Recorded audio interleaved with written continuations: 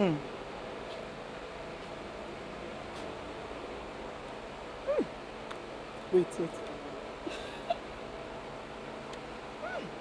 This is nice.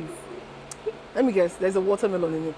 It's obvious. It's obvious. Yeah. I gave you Esco. Oh, right. Esco.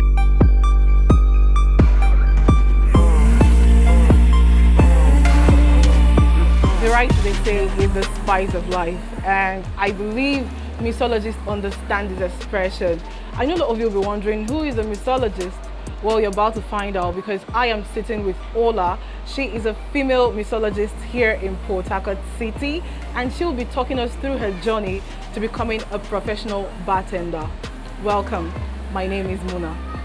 Hello, Ola. How are you doing today? I'm good, Mona. Oh, wow. We're actually twinning. Like, did we plan it? Okay, now.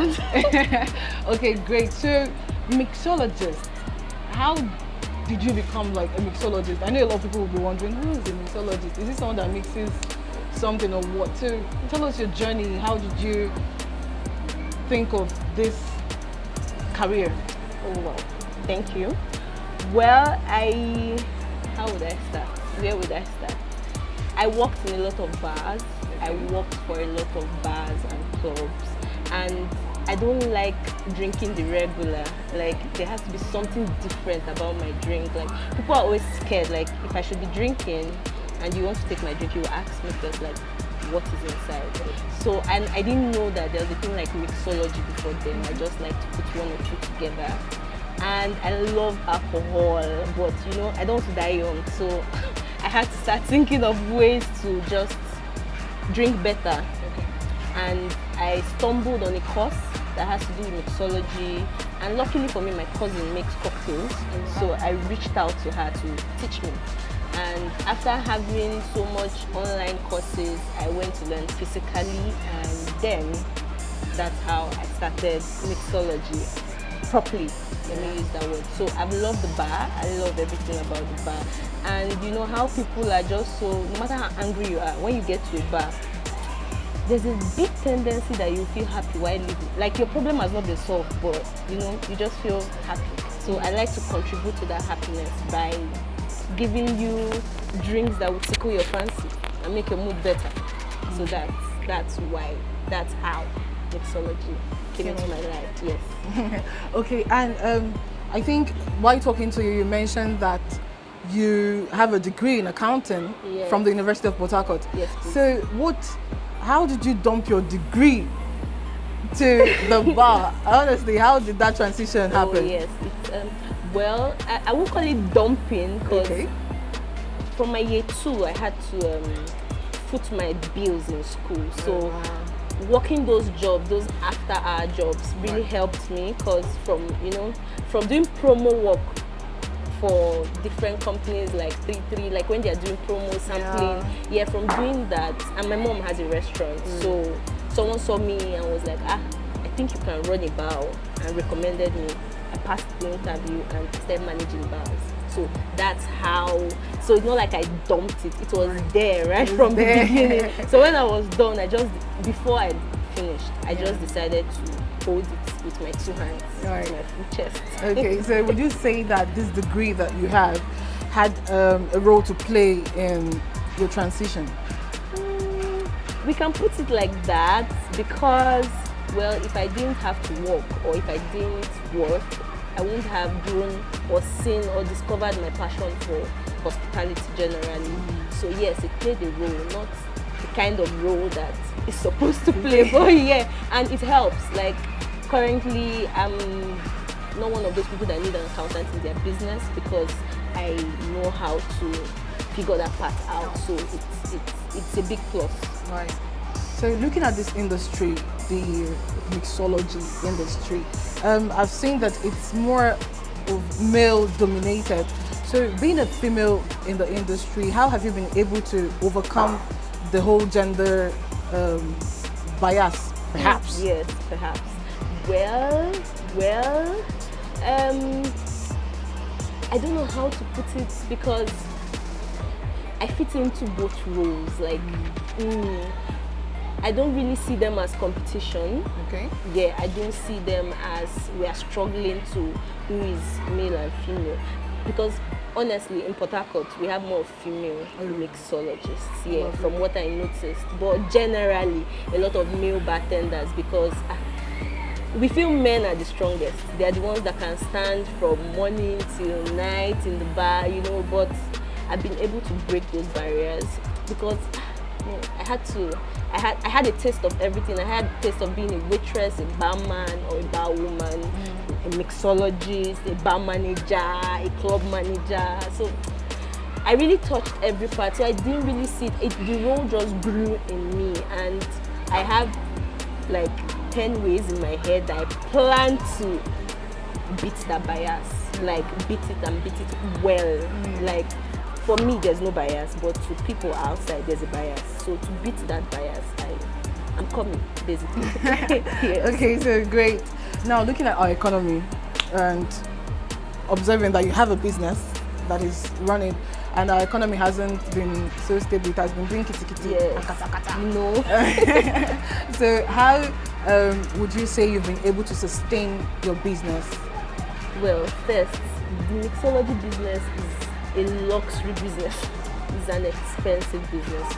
Most cocktail sets, like what we use, the set, the least you can get is maybe 35,000. Wow. So this is just for one of each, and you need like 2, 3, 4 as you're going. You know, the drinks we use, the syrups we used before, it was like 4K, 3.5. Now it's like 7K, 6.5. So I just found a way to balance my quality with my price.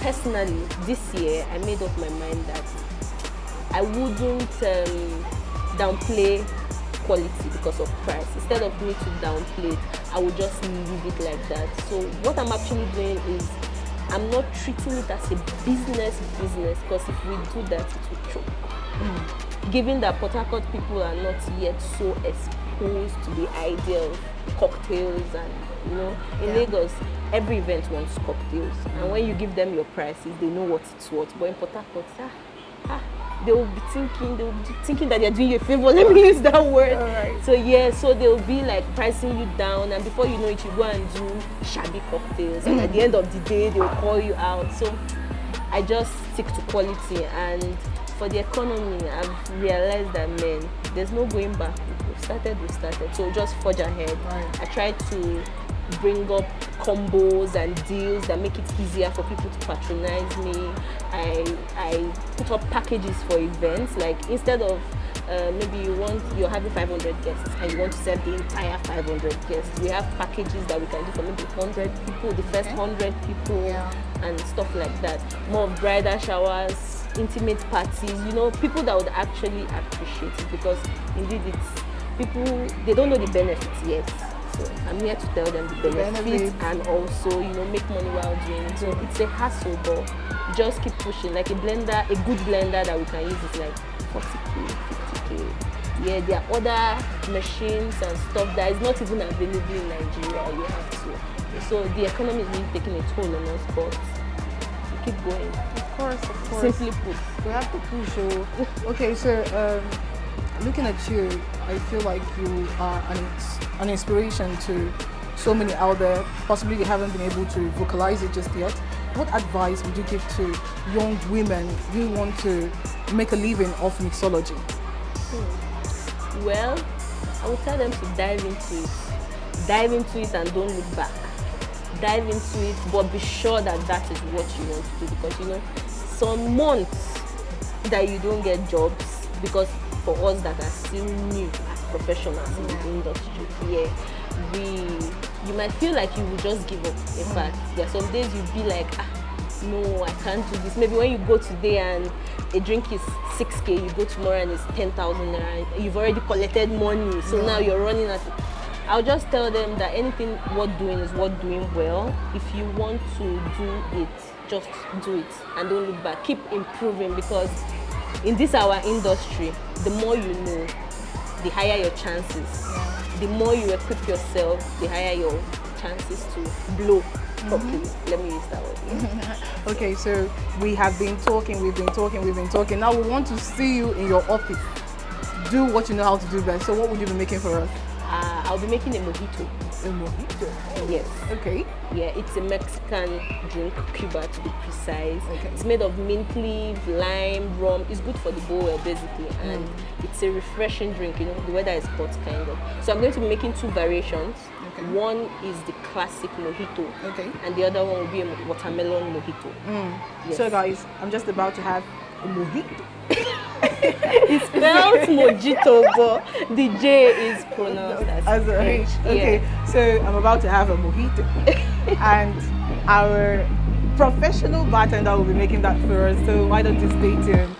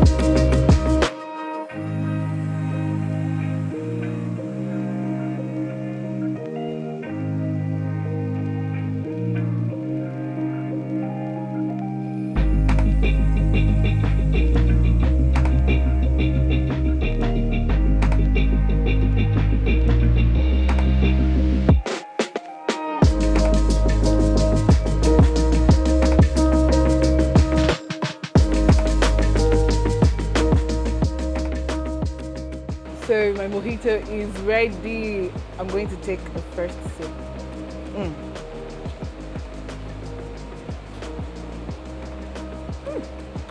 Wait. This is nice. Let me guess, there's a watermelon in it. It's obvious. No, it's obvious. Yeah, Yeah. I gave you Esco. Oh, right. Esco. So what is in this glass of goodness? So we have rum, we have mint leaf, we have sugar syrup, also known as bar syrup. Okay. Then we have lime in it. Have I said lime? For this variation, we have watermelon. Okay. So that's why it's a watermelon mojito. Right. We can use pineapple.